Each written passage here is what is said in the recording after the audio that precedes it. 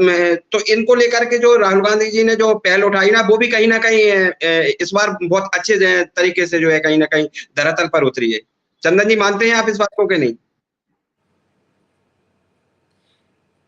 एक आवाज आ रही, एक बड़ी खबर यहाँ पर ये आ रही है कि स्मृति ईरानी को लेकर अमेठी से चर्चाएं थी कि इस बार स्मृति ईरानी मुश्किल में फंस गई है। स्मृति ईरानी का इसी बात को लेकर योगी आदित्यनाथ से विवाद हो गया। अपनी भड़ास जो है कहीं ना कहीं जद्दोजहद की उन्होंने मुख्यमंत्री पर निकाल दी थी। उत्तर प्रदेश में चर्चा का विषय हो गया था। कई पत्रकारों पर एफआईआर भी हो गई इस बात को लेकर, क्योंकि इन्हें इस बात का जिक्र कर दिया था। और यहाँ पर जो खबर आ रही है वो भी मैं आपसे साझा कर रही हूँ कि स्मृति ईरानी इस वक्त किशोरी लाल जो है वो आगे निकल गए, स्मृति ईरानी पीछे चल रही हैं। और ये चर्चा थी कि स्मृति ईरानी इसमें बहुत बुरी तरह हार रही हैं। यानी कि जो आंकड़े निकल के आ रहे, जो प्रशासन पर दबाव बनाया जा रहा है, वो कहीं ना कहीं काम आ रहा है। और क्या वाकई में इसका मतलब अगर आज ये आंकड़े साबित हो गए जो चल रहे हैं, ऐसे चलते रहे, तो ये साबित हो जाएगा कि प्रशासन एक कठपुतली बना हुआ था जो आज जाग गया है, जिसकी अंतरात्मा ने आज कहीं ना कहीं दबाव में ही सही तो किया। चंदन, देखिए, प्रशासन में आप ये कह सकते हैं कि, लेकिन ऐसा थोड़ी ना कि 100 के 100% पूरा का पूरा प्रशासन जो है मतलब एक तरफ हो जाता है। मतलब भाई ठीक है, कुछ लोगों में हमेशा से यही होता है कि जब भी सरकार बदलती है तो उनके जो चाहने वाले अफसर हैं वो प्लम पोस्टिंग उनकी हो जाती है, चुनिंदा जगहों पे जो जगह महत्वपूर्ण वहां पे बिठा दिए जाते हैं। लेकिन ऐसा कभी नहीं हुआ है कि पूरा का पूरा प्रशासन जो है किसी पार्टी या किसी दल या किसी नेता के समर्थन में चला जाए, तो ये हम नहीं कर सकते। सबसे बड़ी बात जो इसमें देखने वाली, जो इंटरेस्टिंग बात है, वो ये कि इतना जो कि एग्जिट पोल के बाद जो विपक्षी गठबंधन के नेताओं में, वर्कर में जो एक थोड़ा सा लग रहा था कहीं ना कहीं उनको कि पता नहीं इतना ही सीट आएगा, कुछ गड़बड़ हो जाएगा, सीटें कम हो जाएगी, वो अब दिखता हुआ मालूम नहीं पड़ रहा है।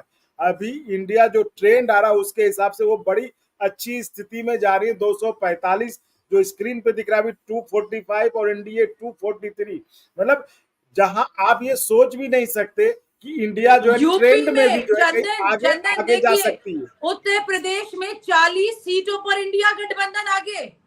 चर्चा हो रही थी, मैं तो कह रही थी 15 मान के चल रही थी मिनिमम। मैंने कहा इसके आगे बोनस ले लीजिए किसी को अगर मिलता है इंडिया गठबंधन में। और लेकिन वहां पर पत्रकार जो है पुराना जो कर रहे थे पूरा चुनाव कवर, उनका कहना था 35 से 40 सीटें इंडिया गठबंधन की और 40 सीटों पर इंडिया गठबंधन आगे।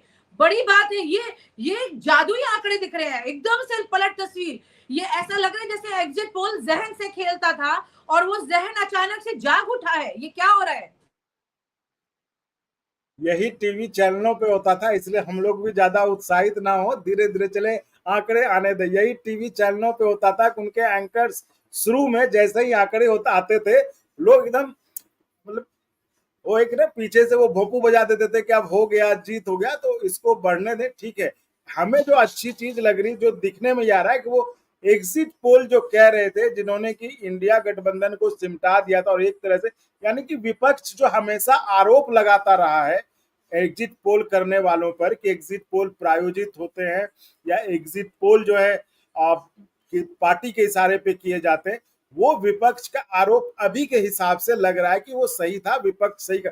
और विपक्ष ने इस बार हमको ये कहना पड़ेगा कि विपक्ष, हालांकि अभी कोई फाइनल रिजल्ट नहीं आया, लेकिन जो इतना भी ट्रेंड है, लेकिन इतना भी जो ट्रेंड है, वो जो विपक्ष की बात थी, जो विपक्ष हमेशा से कहते आया था कि एग्जिट पोल जो है और एग्जिट पोल जो है, अब तो कल की एक बात जो उन्होंने विपक्ष ने आरोप लगाया, मैं आपसे एक बात साझा करना चाहती हूँ जी कि एक खबर आई थी कि स्मृति ईरानी को 5000 वोट से जिताने की कोशिश रहेगी, और इस वक्त देखिए 4000 वोट से किशोरी लाल आगे चल रहे हैं स्मृति ईरानी से।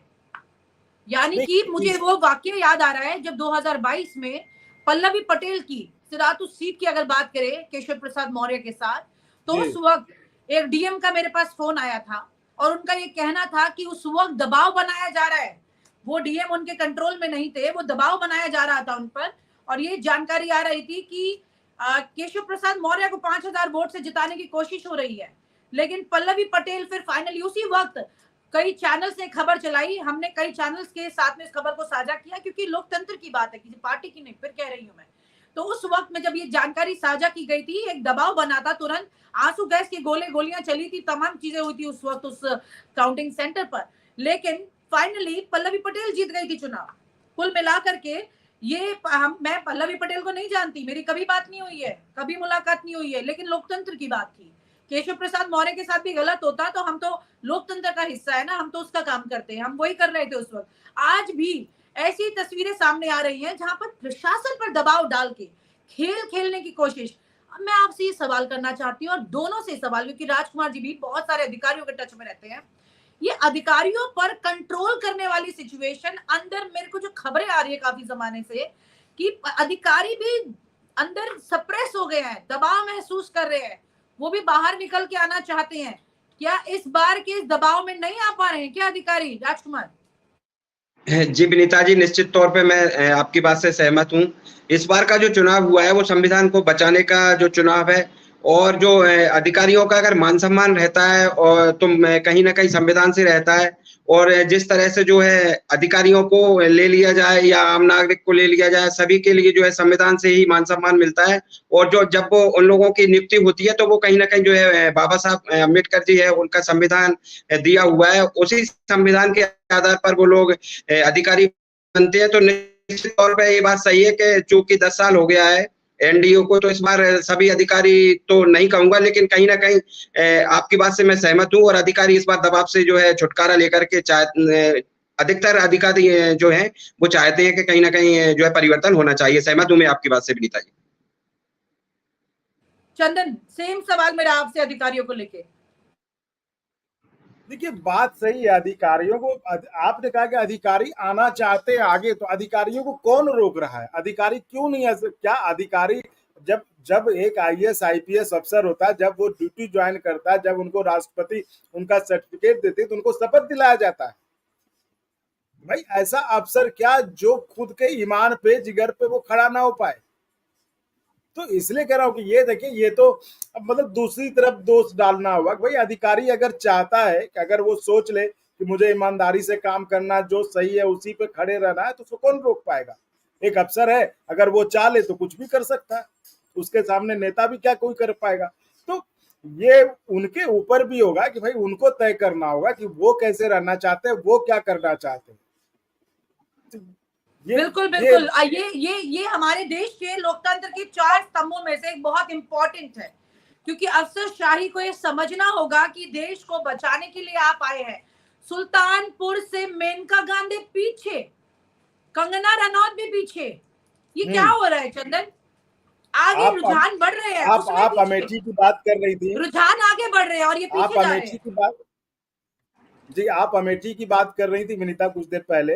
मैं क्योंकि देखिए हमारी भी जो यूपी में लोगों से बात हुई थी, उनके अनुसार अमेठी में भले ही जो है स्मृति ईरानी जी जीत जाए या परिणाम जो भी हो, लेकिन कहीं से भी जो कांग्रेस के कैंडिडेट थे किशोरी लाल, वो मतलब कमजोर नहीं लग रहे थे। उनके बारे में कहा जा रहा था कि वो बहुत पुराने समय से मतलब वो कांग्रेस से जुड़े हुए थे और उनके साथ जो वो एक गांव में हर एक आदमी को जानते थे। तो वही मैं कह रहा हूँ कि उनको भले ये दिखाया गया कि वो कांग्रेस परिवार का दरबारी है कांग्रेस का, लेकिन वो कहीं से कमजोर नहीं थे। तो परिणाम कुछ भी हो, परिणाम जो भी हो सकता है, स्मृति ईरानी जीत जाए या कुछ भी हो, लेकिन ये था किशोरी लाल जिनको कि माना जा रहा था कि वो एक तरह से एक इमेज बनाया जाता, माना क्या जा रहा था, लेकिन वहां पे जो लोग थे अमेठी में वो लोग बता रहे थे